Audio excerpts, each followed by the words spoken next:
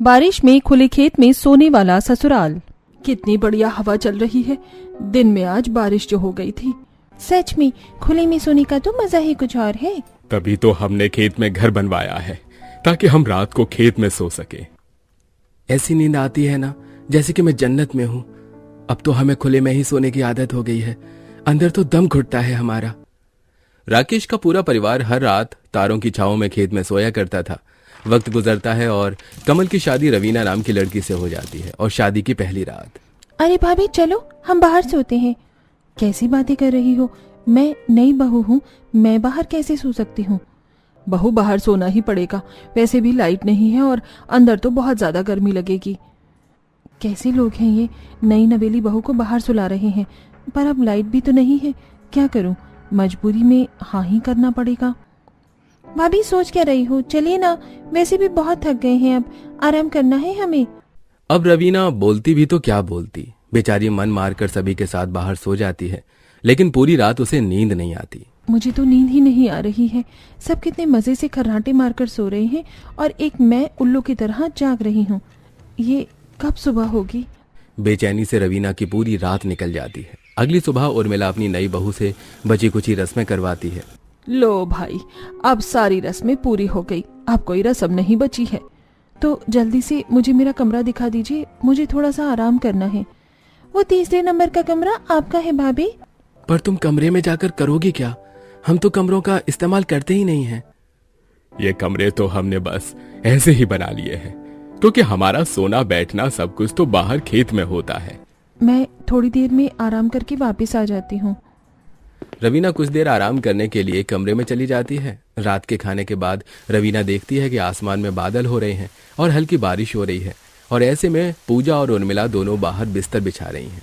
अरे ये आप क्या कर रही हैं? सोने की तैयारी कर रहे हैं, और क्या। भाभी आपको नहीं पता क्या, हम बाहर सोते हैं, कल भी तो सोए थे। लेकिन बारिश हो रही है और बारिश में कौन खेत में सोता है। हम सोते हैं बहू, और आज से नहीं, पता नहीं कितने लंबे समय से सो रहे हैं। हाँ, और अब तुम भी आदत डाल लो, क्योंकि तुम्हें भी अब हर मौसम बाहर ही सोना है। बड़ा मजा आता है बरसात में बाहर सोने में, ठंडी ठंडी हवा और टिप टिप बारिश। अब बारिश में भी सभी लोग बाहर सोते हैं, लेकिन रवीना को बहुत ही ज्यादा अनकंफर्टेबल महसूस होता है, क्योंकि उसके कपड़े भी भीग जाते हैं और उसे सर्दी महसूस होने लगती है। कैसे ससुराल वाले हैं मेरे, बारिश में खेत में सोने वाले। भगवान, कहाँ फंस गई मैं। नई नवेली बहू हूँ, कैसे बिताऊं इस रात को मैं। आधी रात के बाद बारिश बंद हो जाती है, लेकिन फिर भी रवीना को गीले कपड़ों में बाहर ही लेटे रहना पड़ता है। अब हर रात यही होता है। और एक सुबह, अजी वो मेरी सहेली सीमा है ना, आज वो मुझसे मिलने आ रही है। आप मुझे बाजार तक छोड़ देंगे? हाँ, छोड़ दूंगा, चलो कोई दिक्कत नहीं है। अगर आप कहें तो भाभी मैं आपके साथ चलूं? नहीं नहीं, मैं चली जाऊंगी। रवीना कमल के साथ घर से बाजार जाने के लिए निकल जाती है। कमल रवीना को बाजार छोड़कर अपने काम के लिए आगे चला जाता है, और तभी वहां पर सीमा आ जाती है। कैसी है तू? शादी के बाद अब जाकर मिल रही है मुझसे? ठीक हूँ यार, तू बता, तू कैसी है और शादी में क्यों नहीं आई? बस यार पूछ मत, थोड़ा जरूरी काम आ गया था, इस वजह से आ ही नहीं पाई। दोनों सहेली आपस में बात कर रही थीं कि तभी वहां पर रवीना के गांव की दो औरतें कांता और उषा आ जाती हैं, जिन्हें देखकर रवीना उन्हें नमस्ते बोलती है। आंटी जी नमस्ते। नमस्ते। और नहीं बहू, मजा आ रहा है अपने ससुराल में? कैसा लग रहा है फिर बाहर सोकर? नजारा तो अच्छा आता है ना, खुले आसमान के नीचे सोने का। ये दोनों क्या बोल रही हैं रवीना? अरे हम जो बोल रहे हैं बड़े पते की बात है। बड़ा अच्छा ससुराल है बहू का, खेत में सोने वाला। आंधी आए, तूफान आए, चाहे पर्वत गिर जाए या भूस्खलन हो जाए, पर राजेश भाई साहब का परिवार तो खेत में ही सोएगा। उषा और कांता दोनों ही रवीना का खूब मजाक बनाती हैं, और रवीना को बहुत ही ज्यादा शर्मिंदगी महसूस होती है, पर वो कुछ नहीं कह पाती। दोनों वहां से चली जाती हैं। अरे ये दोनों आंटी तुमसे क्या कह रही थी? मुझे कुछ समझ नहीं आया, मुझे सारी बात बताओ। चलो सीमा, हम पहले किसी रेस्टोरेंट में बैठते हैं और वहां बातचीत करते हैं। दोनों सहेलियां एक रेस्टोरेंट में जाकर बैठ जाती हैं। अब बताओ क्या बात है, क्या बोल रही थी वो आंटी?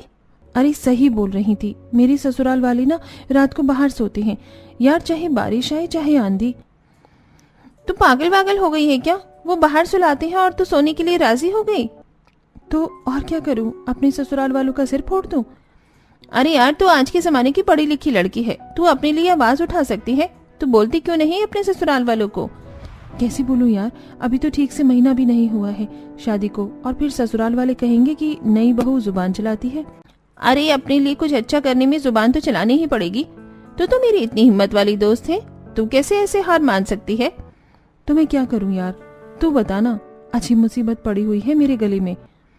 जैसी मुसीबत तेरे गले में पड़ी है, तू वैसे ही मुसीबत अपने ससुराल वालों के गले में भी डाल दे। एक से बात नहीं बनेगी तो दो से बात भी नहीं बनेगी तो 10 से बात भी नहीं बनेगी तो 50। कभी ना कभी तो मानेंगे। तू सही बोल रही है, अब तो मैं यही करूंगी। सीमा की बातों से रवीना पूरे तरीके से मोटिवेट हो जाती है, जिसके बाद वो घर जाती है और उसे रात भी बारिश होती है और रवीना अपने ससुराल वालों के साथ बाहर सोती है और अगली सुबह उसे बार बार खांसी और एक के बाद एक छींक आती है। अरे बहू, क्या हो गया? सुबह से देख रहा हूं तू छींके ही जा रही है। हाँ, इतना ज्यादा चीख रही हो कि तुम्हारी चीखों की आवाज से मेरी नींद खुल गई, वरना तो आज मैं लेट उठने वाला था। वो मुझे सर्दी हो गई है बाहर बारिश में सोने की वजह से। ओह, ये बात है, तुम्हें आदत नहीं है ना बाहर सोने की, इसलिए। हाँ, सही कह रही हैं आप। चिंता मत कर बहू, हमारे पास एक जुगाड़ है तेरे लिए, जिससे तुझे बाहर सोने में कोई दिक्कत नहीं होगी। क्या जुगाड़ है माँ? आप क्या करोगी भाभी के लिए? बहू, हम तुम्हारे लिए बड़ी वाली छतरी ला देंगे और उसे तुम्हारी खाट के पास लगा देंगे। और फिर उस छतरी से तुम बारिश में नहीं भीगोगी और तुम्हारी तबीयत भी खराब नहीं होगी। जहाँ मैं अपनी परेशानी बता रही हूँ और ये लोग मेरी परेशानी को उलझाकर मुझे वापस से बाहर सोने के लिए बोल रहे हैं। कैसा मूर्खों का ससुराल है मेरा। उस रात रवीना के ससुराल वाले छतरी लगाकर उसे छतरी के नीचे सुला देते हैं, लेकिन अगली रात रवीना के दिमाग में एक तरकीब आती है और वो रात में उठकर चिल्लाती है। हाय हाय, मच्छर काट रहे हैं, बहुत सारे मच्छर काट रहे हैं, मर गई, मैं मर गई, मुझे मच्छर काट रहे हैं, बहुत जलन हो रही है। अरे क्या हो गया, क्यों शोर मचा रही हो?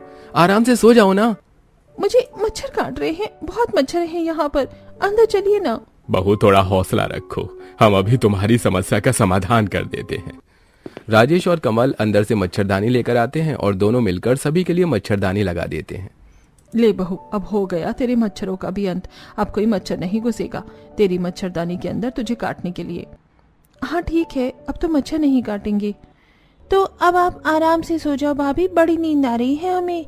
सभी लोग फिर से सो जाते हैं, पर रवीना फिर से उठती है और कैंची की मदद से वो मच्छरदानी को जगह जगह से काट देती है।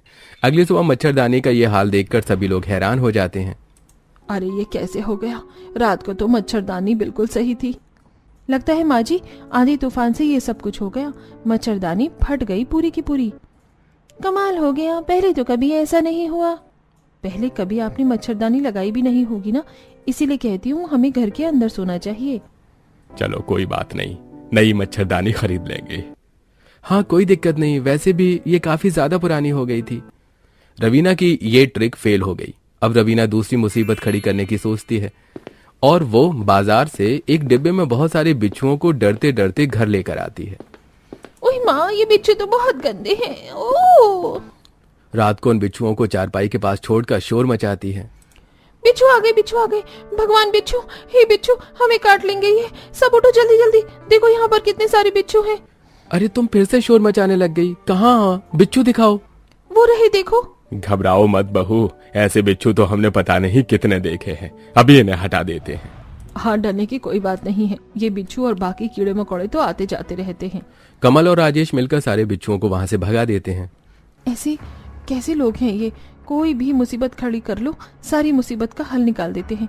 अब तो कोई बड़ी चाल चलनी होगी मुझे।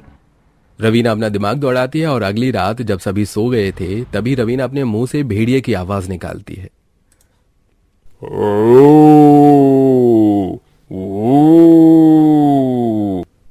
भेड़िया आ गया, भेड़िया आ गया, चलो जल्दी अंदर चली, यहाँ पर भेड़िया है, यहाँ पर सोने में खतरा है, यहाँ सोना खतरे से खाली नहीं है। भाभी, आपको हर रात क्या हो जाता है, कभी कुछ तो कभी कुछ शोर मचाती हो। अरे कहाँ है भेड़िया, हमें तो कोई आवाज नहीं आ रही भेड़िए की। ये देखो फिर से आवाज आई, आप लोगों को अभी बोला ना भेड़िया। ये भेड़िया है या कोई रो रहा है? कितनी बुरी आवाज है इसकी। मुझे पक्का पता है कि कोई हमारे साथ मजाक कर रहा है। सच में इस भेड़िए का तो गला खराब है, इसे तो विक्स की गोली खानी चाहिए। बहू चादर तान और आराम से सो जा, कोई भेड़िया नहीं है, बस मन का वहम है और कुछ नहीं होता। सब लोग आराम से सो जाते हैं। रवीना के बार बार नई मुसीबतें खड़ी करने के बावजूद भी उसके ससुराल वाले हर बार मुसीबत का हल निकाल देते। और एक दिन रवीना सबसे बोलती है, आप लोगों को बाहर सोने में क्या मजा आता है? आप लोग बाहर क्यों सोते हैं? क्योंकि अंदर कमरों में बहुत ज्यादा घुटन होती है बहू। आप कहीं बिजली के बिल से तो नहीं डरते हैं कि अंदर सोएंगे तो बिल ज्यादा आएगा? ऐसा कुछ नहीं है रवीना, पैसे की कमी थोड़े ना है हमारे पास, पैसा तो बहुत है। बहू, जब कभी भी फसलों का काम चलता है तो पता नहीं कितने कितने घंटे लाइट नहीं आती, ऐसे में बाहर ही तो सोना पड़ता है। और तब से हम लोगों को एक ऐसी आदत हो गई है कि हमें बाहर ही ज्यादा अच्छा लगता है। अगर लाइट जाती है तो फिर आप इन्वर्टर क्यों नहीं लगवा लेते? इन्वर्टर भी कितने घंटे निकाल देगा बहू, आखिर में हमें बाहर ही सोना पड़ेगा ना। इन लोगों को कितना भी समझा लो, बाहर सोने का तो इन्होंने मंत्र घोलकर पी लिया है, ये नहीं मानेंगे। एक रात सभी लोग खाना खा रहे हैं और राजेश बोलता है, आज बहुत तेज बारिश हो रही है, आज तो बाहर सोने में मजा आएगा। बिल्कुल सही कहा। अरे जरूरत ही क्या है बाहर सोने की, अंदर सो जाते हैं ना हम सब। भाभी अंदर कहाँ नींद आती है, कितनी गर्मी लगती है और लाइट का भी कोई भरोसा नहीं है, कब चली जाए कब आ जाए। इतने दिनों से भी तो सो ही रहे हो ना, तो अब भी सो जाओ, क्या दिक्कत है सोने में। रवीना की कुछ नहीं चलती और उसे बाहर ही सबके साथ सोना पड़ रहा था। दिन गुजरते हैं और एक दिन सुबह से लेकर रात तक बारिश हो रही थी और रुकने का नाम नहीं लेती। खेत में पानी जमा हो जाता है, पर ऐसे में पूजा और उर्मिला मिलकर खेत में सोने के लिए बिस्तर बिछाती हैं। अरे ये आप क्या कर रही हैं? दिख नहीं रहा बहू, सोने के लिए बिस्तर बिछा रहे हैं और क्या। लेकिन खेत में पानी भरा हुआ है, जरा ये भी तो देखिए ना। अरे कुछ नहीं होता, थोड़ा सा ही तो पानी है, हम कौन सा डूब कर मर जाएंगे इस पानी में। और ये इतना सा पानी तो सुबह तक अपने आप गायब हो जाएगा। कैसे लोग हैं आप? पानी के साथ साथ मच्छर हैं, कीड़े मकोड़े भी हैं, आपको डर नहीं लगता है क्या? किसी चीज से कोई डर नहीं लगता है, बाहर सोना है तो मतलब बाहर ही सोना है। अब खेत में पानी भरा होने के बावजूद भी सभी लोग बाहर सो जाते हैं। रवीना जैसे ही खाट पर लेटती है तो गीली मिट्टी होने की वजह से खाट और अंदर चली जाती है और पानी रवीना के बदन को छूने लगता है। इस खेत में सोने से तो अच्छा है कि मैं स्विमिंग पूल में ही सो जाऊं। दिमाग खराब हो गया है, पता नहीं कैसे पागल ससुराल वाले हैं, इतने ज्यादा बेशरम लोग मैंने पहले कभी नहीं देखे। रवीना गुस्से में उठकर अपने कमरे में चली जाती है और खुद से बोलती है, बस अब बहुत हो गया, अब मुझे कुछ ऐसा करना होगा ना कि ये लोग मेरी बात को काट ही ना पाएंगे और मेरे साथ साथ ये खुद भी अंदर ही सोएंगे। रवीना सारी रात ऐसे ही सोचती रहती है और अगले दिन रवीना सभी से शर्माते हुए बोलती है, मैं आप सभी लोगों को कुछ बताना चाहती हूँ। क्या हो गया बहू, इतना क्यों शर्मा रही है? बता क्या बात है? वो बात ये है ना माँ जी कि आप दादी बनने वाली हैं, मैं पेट से हूँ। अरे वाह, सच बोल रही हो तुम रवीना, दिल खुश कर दिया यार तुमने। बहुत बहुत मुबारक हो भाभी, नन्ना मेहमान आने वाला है घर में। बहू अब घर का कोई काम मत करना, बस आराम करना और अपना खूब ख्याल रखना। रवीना की प्रेगनेंसी की बात सुनकर पूरे घर में खुशियों का माहौल बन जाता है और अब सभी लोग रवीना का खूब ख्याल रखने लगते हैं। ऐसे ही एक दिन रवीना को दिन में बहुत ज्यादा गर्मी लग रही होती है और पसीना से उसके बुरे हाल हो रहे होते हैं। हाय मैं तो मर गई, कितनी गर्मी है, मुझसे इस गर्मी में और नहीं रहा जा रहा है। अरे क्या हो गया, क्यों इतना परेशान हो रही हो? जी मुझे बहुत ज्यादा गर्मी लग रही है और लाइट भी नहीं आ रही है, आप घर में इन्वर्टर लगवा दीजिए। बस इतनी सी बात बहू, आज शाम को ही इन्वर्टर लग जाएगा, घर में तो चिंता मत कर। हाँ भाभी, आपको बिल्कुल परेशान होने की जरूरत नहीं है, लाइए मैं आपके हाथ वाले पंखे से हवा कर देती हूँ।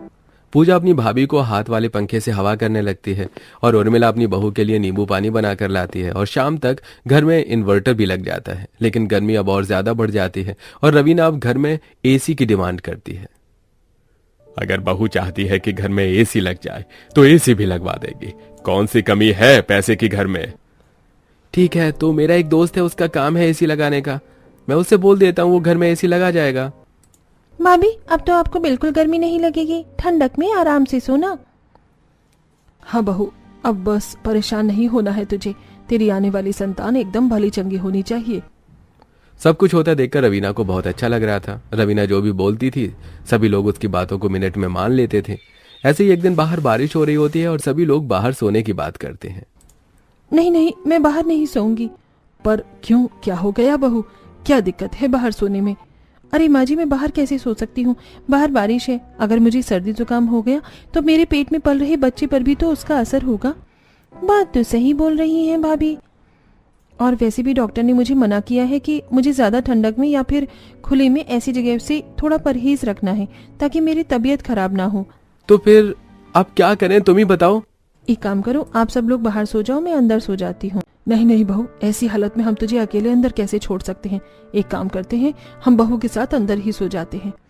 उस दिन से सभी अंदर सोना शुरू कर देते हैं और घर में अब इन्वर्टर भी लग जाता है। और जब से सभी लोगों ने घर के अंदर सोना शुरू किया था, तब से सभी लोग एक दूसरे के साथ ज्यादा से ज्यादा वक्त बिताते थे। ऐसे ही एक दिन रात को खाना खाने के बाद सभी लोग कॉमेडी शो देख रहे थे। कितने वक्त के बाद हम सब लोग एक साथ बैठकर मस्ती मजाक कर रहे हैं।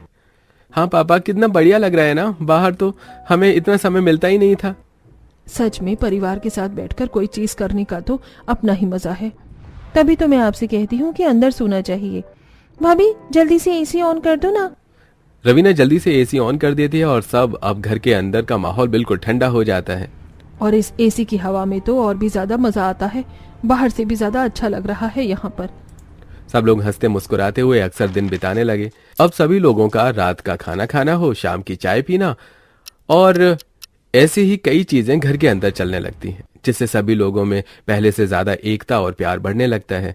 धीरे धीरे सभी को घर के अंदर सोना अच्छा लगने लगता है। वैसे एक बात तो है, हम इतने वक्त से बाहर सो रहे थे, हमें वहां अच्छा लगता था, लेकिन जब से हमने घर के अंदर सोना शुरू किया है तो अब हमें यहाँ पर भी अच्छा लगने लगा है। बिल्कुल सही है, और ये सब कुछ बहू की वजह से ही हुआ है। अगर वो हमें अंदर न सुलाती तो हमें पता ही नहीं चलता। बिल्कुल, भाभी को तो थैंक यू बोलना चाहिए हम सबको मिलकर। अरे ऐसी कोई बात नहीं है। बात तो बिल्कुल ऐसी है, तुम्हारी वजह से ही हम सब फिर से एक हो पाए हैं, वरना हम सब तो अलग अलग से हो गए थे। सबकी इमोशनल बातें सुनकर रवीना को अपने आप पर पछतावा होने लगता है, क्योंकि उसने सबसे अपनी प्रेगनेंसी को लेकर जो झूठ बोला था। सबका बढ़ता प्यार और अपनापन देखकर रवीना से और रहा नहीं जाता। मुझे सबको सच बता देना चाहिए। सभी बहुत ज्यादा भावुक हो रहे हैं। वैसे भी ये सच कभी ना कभी सामने आएगा। मुझे उनकी भावनाओं के साथ खिलवाड़ नहीं करना चाहिए। और वो सबको अपना सच बता देती है। बहू, तुझे शर्म नहीं आई इतना बड़ा झूठ बोलते हुए? तो हम सबकी भावनाओं के साथ खिलवाड़ कर रही थी। अरे कितने सपने थे हमारे, तुझे जरा भी ख्याल नहीं आया कि हमें कैसा लगेगा सच जानकर? मुझे तुमसे ये उम्मीद नहीं थी रवीना कि तुम ऐसा कुछ करोगी। भाभी आपने बहुत गलत किया, मैं तो आपसे कभी बात भी नहीं करूंगी। प्लीज आप सब मुझे माफ कर दीजिए। मुझे अपनी गलती का एहसास है, मुझे ऐसा नहीं करना चाहिए था। मैं जानती हूँ कि मैंने झूठ का सहारा लिया, लेकिन इसके पीछे की वजह भी तो देखिए ना। मैं नहीं सो पा रही थी बाहर, मैं सबको समझा समझा कर परेशान हो गई, लेकिन कोई भी मेरी बात मानने को तैयार ही नहीं था। इसीलिए मैंने ये रास्ता चुना। रवीना के माफी मांगने के बाद सभी उसे माफ कर देते हैं। कोई बात नहीं, हमें भी थोड़ा समझना चाहिए था, लेकिन अब हमें भी अंदर सोने में अच्छा लगता है। आगे से हम सब भी एक दूसरे को समझेंगे और कोई किसी से झूठ नहीं बोलेगा। नहीं, कभी भी नहीं। इस तरह परिवार में सब ठीक हो जाता है और उस दिन के बाद से सभी अंदर सोना शुरू कर देते हैं।